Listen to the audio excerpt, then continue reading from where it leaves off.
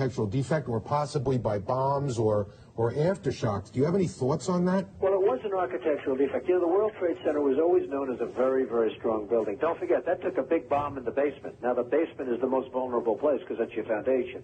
And it withstood that. And I got to see that area about 3 or 4 days after it took place because one of my structural engineers actually took me for a tour because he did the building. And I said, I can't believe it. The building was standing solid and half of the columns were blown out. I mean, so this was an unbelievably powerful building.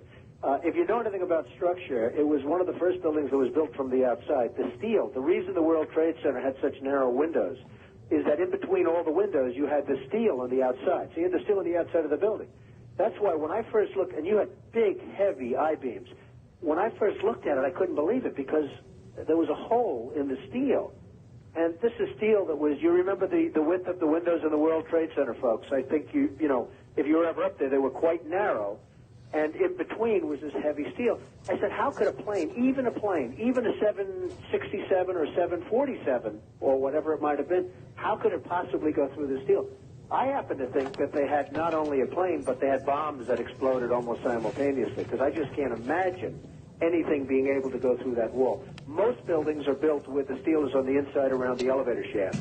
This one was built from the outside, which is the strongest structure you can have, and it was almost just like a can of soup. You know, Donald, we were looking at pictures all morning long of that plane coming into building number 2, and when you see that approach the far side, and then all of a sudden, within a matter of a millisecond, the explosion pops out the other side. Right.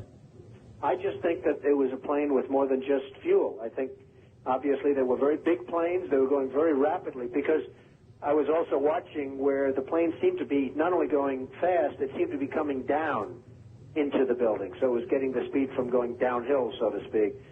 It just seemed to me that to do that kind of destruction is even more than a big plane, because you're talking about taking out steel, the heaviest caliber steel that was used on a building. I mean, these buildings were rock solid.